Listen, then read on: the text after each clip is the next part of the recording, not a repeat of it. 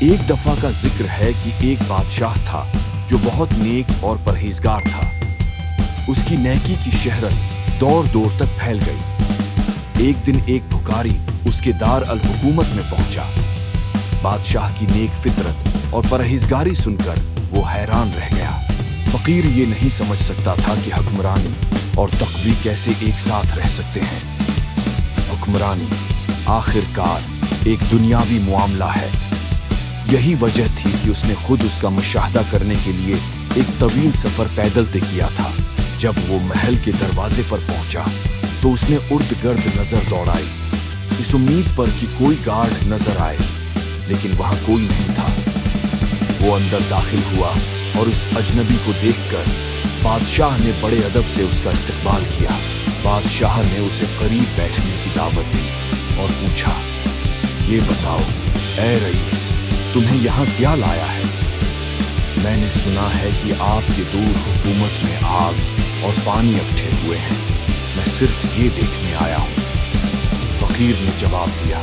بادشاہ فقیر کا ارادہ سمجھ گیا اور مسکراتے ہوئے بولا، تو کیا تم نے دیکھا ہے؟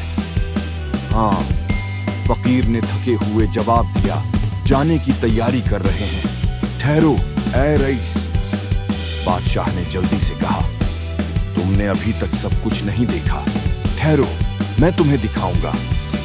یہ کہہ کر بادشاہ نے شہر بھر میں اعلان کیا کہ آج بازار کو خوبصورتی سے سجایا جائے، ہمارا مہمان بازار کا دورہ کرے گا۔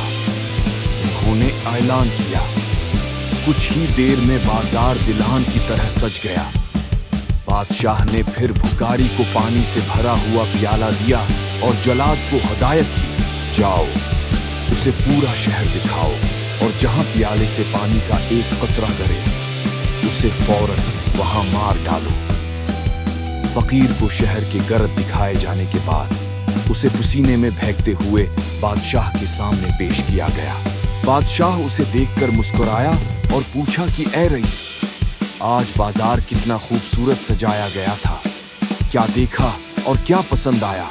فقیر نے فوراً جواب دیا، اے ظالم، تم نے مجھے کب شہر دیکھنے کی اجازت دی؟ میں صرف اتنا جانتا ہوں کہ میرے سر پر ایک ننگی تلوار تھی اور میری نظر پیالے میں موجود پانی پر جمی ہوئی تھی۔ بادشاہ نے دل سے ہنستے ہوئے کہا، تو کیا اب سمجھ آیا؟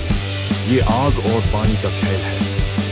فقیر بے اختیار رہ گیا، بڑی نظروں سے بادشاہ کو گھور رہا تھا۔ بادشاہ نے بات آگے بڑھاتے ہوئے کہا کہ ہاں، یہ راز ہے کہ حکمرانی اور تقوی کیسے ایک ساتھ رہ سکتے ہیں۔ اگر دل میں خوف خدا ہو اور ذمہ داریوں پر توجہ ہو تو کوئی دنیاوی مفاد تمہیں ایمان سے ہٹا نہیں سکتا۔ ایمان ذمہ داریوں کو پورا کرنے کے بارے میں ہے، غاروں اور بیابانوں کی طرف بھاگنے کا نہیں۔